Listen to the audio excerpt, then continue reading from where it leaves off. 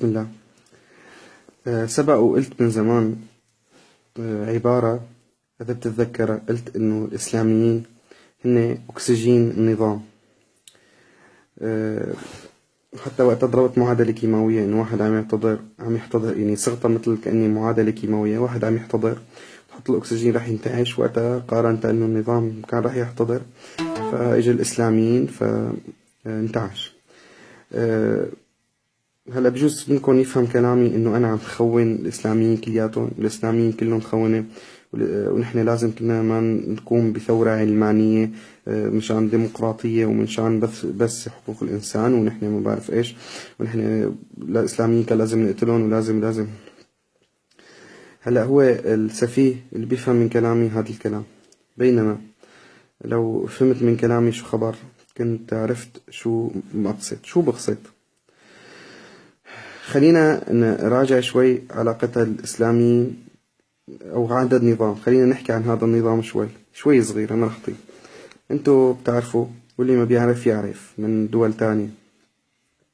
هذا النظام كان إذا واحد فينا تكلم كلمة وحدة بجوز هلا في بعض البلدان ما بيستوعب، صدق كلمة وحدة كان يجي فرع أمن ياخدك، ما حدا بيعرف وين أنت ولا بأي فرع ولا بأي جهة، يجوا عالم يشيلوك من البيت ويطلعوا. تمام، شهر شهرين ممكن تروح معك 6 شهور، ممكن سنة، هذا إذا بطلعوا لك تهم تاني. هذا وقت كان النظام في أوج عزته وقوته وتمكنه، يعني ما ناقص إلا يقول أنا ربكم الأعلى. مساعد أمن عسكري، مساعد واحد يطلع على حاله على ريف حلب كله، اللي هلأ أنت شايف فيه 1000 فصيل وما حدا يضبطه، على ريف حلب كله يوقف باستعداد إذا بده، وهذا اللي يكرمه من هون وهذا اللي يرشيه من هون، وهذا يعني رضاك يا فلان يا أبو علي، رضاك يا كذا. هذا النظام كل تمكنه قدرته كان يعرف كل قرية، أن قرية موجود فيها يعرف شو خبر، كان إذا حكيت كلمة ياخدك ما حدا يعرف وينك. طيب الإسلاميين نحن كنا بسجن عدرا المركزي، كان بجناح يمكن الأول، بالطابق الثاني نحن جناحنا كنا منعزلين تماما عن باقي السجناء بشكل كامل، لدرجة إذا بيطلع سجين على الباحة بيطلع هيك لفوق بس، تمام، على جهة طابقنا بينزل 3 أيام مفردات. إذا بيطلع لفوق تمام، إذا بيطلع فوق بيشوفوا حدا، إذا أشر لنا إشارة بينزل 16 يوم منفردة. إذا فرضا تواصل معنا، هذا بجوز يروح فيها سنة سنتين حسب التواصل وشو كان له نتيجة وكذا، يروح فيها سنة سنتين دعوة جديدة. تصور، هل تعلم انه نحن توزيع الاكل ممنوع يوزع لنا عسكري، حتى عسكري مجند ممنوع يوزع لنا، لازم يكون متطوع وبالمخابرات حصرا، ومتطوعين المخابرات معروفين اصلا وفصلا، بيكون دارسهم نظام دراسة عجبية. تصور حتى يوزع لنا اكل، حتى ما يحكي معنا، ممنوع حتى المتطوع يسألنا شو قضيتك، المتطوع عنصر المخابرات يسألنا شو قضيتك، شو اسمك. حتى نحن النظام كان يتعاملوا معنا بالارقام، طبعا كان في شويه تجاوزات بين العناصر بالارقام، ممنوع تقول له شو اسمك. تصور هذا النظام، هذا الحكي وقت كان باوج تمكنه كان هيك الوضع. بيقوم هذا النظام، الكابوس اللي كان عم يخاف منه 30 سنه، اللي كانت انيسه عم ترضوا عيالها بشار، بدهم يثوروا علينا السنه يوم من الايام. كان يجي سجناء الاخوان المسلمين سابقا لما كانوا يراجعوا الفرق الامني يقولوا لهم كعرصة، انت لما بدك بكره تصير ثوره انت بتصيروا ابطال. يعني هن كانوا متوقعين انه هذا بده يصير، هذا الثوره السنيه، بقوم هن هذا الكابوس هو بيصير. وما بس هيك، بيشوفوا قبلهم انظمه كانت يعني متفرعنه مثل حسني مبارك ومثل راحت، بيقوم شو بيسوي؟ بيقوم بيطلعنا وبيطلع الإسلامي، بيطلعنا بيطلعوا. قال ليش؟ قال لي حرام، لأنه هن بده يراضي العالم. مش يراضي العالم، نحن كليات قال يراضي العالم يقوم بيطلعنا نحن، لك نحن اللي خربنا كنا السجن على أساس قبل فترة بصيدناي أول شيء وطلعنا. لك أنت ما حدا سأل نفسه ليش؟ لك أنت يعني ما فكرت فيها ليش؟ لك كيف طلعك لك بذاك الوقت، كيف طلع هدول الناس اللي كان يمنع اذا حدا يطلع فيهم تطليع، وقت كان وش عزته يوم طلعون لانه خايف العالم. لانه خايف من العالم. لك ما هو كان يبيد العالم بالمظاهرات، كان يقوص عليه ونسأل عنه. لك ما اللي مسكهم من وقتها يمكن هلا في منهم ما طلعوا، ما كان الاولى يطلعون لهدوك، ليش لا يطلعون لهدول؟ انا ما بعتب شوي على الناس اللي هن عوام او هن ناس جهله، يعني ناس يعني كان ماضيين على ارجيله وكان على ما بعرف شده، بقى هن بعتب على هذا اللي مسمي حاله اسلامي.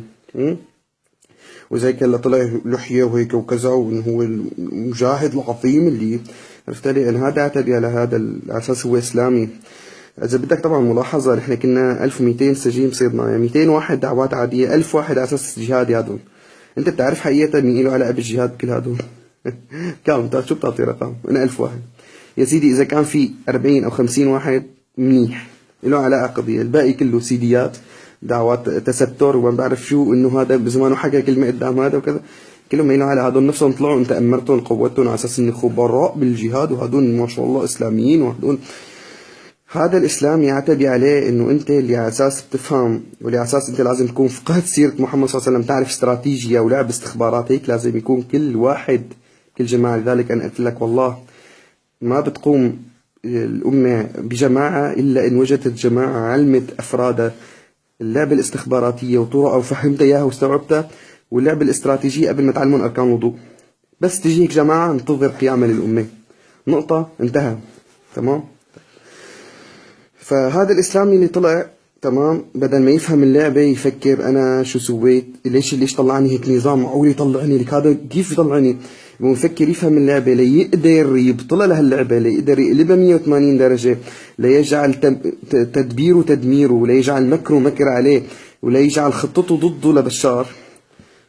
طلع اول، فهنا العالم قد ستون، يعني احترمتهم وهذا الاسلامي، فعجبته الشغله. يعني هو من كان يبوس فرجه للمساعد تمام مشان يوقف القتله، لا يقول له، يعني ما في داعي احكي، لا يقول له مثلا هذا نفسه هذا بتشوفه هلا، يقول له مثلا صف لي اختك حلوه كذا، يقوم يقول له كذا، يقول له هي البطانيه تخيل اختك نام فوقها. يعني هنا بيعرفوني بالسجان السودان، بيعرفوا هذا الحكي، هيك ما في داعي نكتر. المهم هو اللي بعدين هلا طلع بيطلع لك انه هو بطل الاسلام من وقتها، لا انه هو العالم، ما هو الزلمه المقدس المحترم بقى، هو بدل ما يفكر شو سوى، عجبته الشغله، قال لك خيو انا بتصدر يعني تمام، وبلش تصدر، وبلش انه هو وبلشوا يرفعوا رايات وبلشوا بينما لو فهم اللعبه صح، انه هو اصلا بشار عملها لكل هالشغله ليحول هذه الثوره من انه اللي كان صور كان اعلامه، صور السفه العقلي انه هدول عالم طالعين مشان يشكروا ربنا على نعمه المطر، هو نفسه هلا اللي تحول بتوقف المذيعه فوق الجثث نفسها اللي كانوا يتخبوا، ما بيعرفوا كيف يبلعطوا حتى يبرروا، بتوقف المذيعه والمذيع فوق الجثه يقول هدول ارهابيين. حول هي من ثورة شعب مظلوم لإرهابيين. طبعا هلا هذا في كتير ناس بيحكوها للعبارة، بس هون شو هدفهم؟ هدفهم انه يدمروا الاسلاميين او يدمروا الاسلام او يدمروا الاسلام كفكر او كمنهج. لكن انا عم احكي لك اياها بشيء ثاني تماما يا اخوي. الاسلامي عم احكي معك، انا اخوك عم احكي معك. انت كان لازم ما تمكن بشار منك بفكرة ذكية. كيف؟ لو انك فهمت استراتيجية ولعبة استخبارات وكان عندك فقه للسيرة، فقه سيرة محمد صلى الله عليه وسلم بشكل قوي جدا، كان شو سويت؟ بس شغلة وحدة كان بدي اياك منك، بس انه انت تجي على هذول العالم اللي هن عشقوك وحبوك وكانوا كل شيء بدك اياه يصير، اللي تعشقوا من تعطشهم للدين، كانوا متعطشين الدين، لك من تعطشهم للدين لك طقوا على الطناجر يا زلمه، لك دقوا على الطناجر من كتب بيحبوا الدين.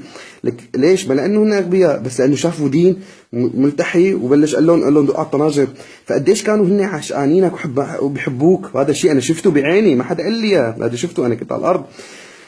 فانت كان كل فكره انه انت ما تتصدر ولا تتامر، انت تحطهم بالوش هن، وكل شيء من وراء ستار تشتغلوا، كل شيء تشتغلوا من وراء ستار. اللي لا الوضع هذا تنظير.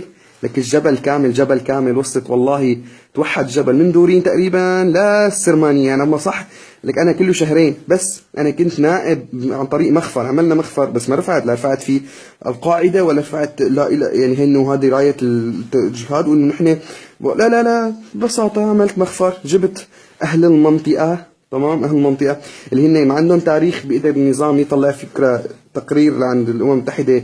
شوفوا مين رئيس المخفر، نديم بالوش الارهابي اللي هذا له قاعدة واللي لا ما خليته يتمكن مني.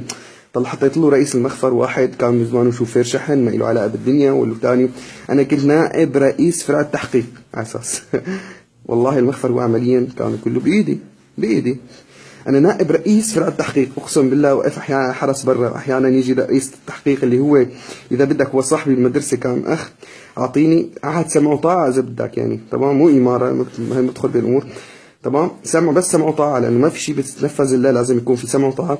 سمع وطاعه، يجي يبهدلني قسما بالله، ارجع ادخل على الغرفه قسما بالله يفتح يجي يبوس ايدي من ايه اخوي اعذرني يا اخوي، انا اقول له لك انت لو ما تعمل هيك انت الغلط، هذا الغلط. لا رفعنا قاعده كتبنا مجاهدي جبل اكراد، تمام، بس مجاهدي جبل اكراد صرنا ننفذ شوي من الشريعه، وانت بشر تروح تقول للشريعه ايه ده كان لك شو كان بدي يصير؟ كان بدي اقول لهم بشار مخفر سلمى ارهابي، مخفر سلمى اللي هو لو كان لفتره سيطر على الجبل تقريبا، والله تجي قضايا من كل محل ويجي ناس كلياتهم نحن بنكون معكم، خلينا نفتح مخفر بالسرمانيه بسرمده ما بعرف وين، بس ما كان معنا مال، ما كان معنا والله لا توجد مال، ما بنضرب تقديرا ولا يعني بنقول لو يعني مش تحسرا لكن تخبيرا، كان سيطر على الجبل يمكن. بس شو عمليا مخفر سلمى مين؟ فلان وفلان قائد، وشو قائد مين هذا؟ بشار بدي له مخفر سلمى ارهابي؟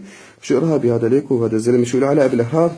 والله شو له علاقه؟ انا نائب، انا عنصر عادي مثلي مثل العالم، يعني انا عنصر شو له علاقه بالقصه؟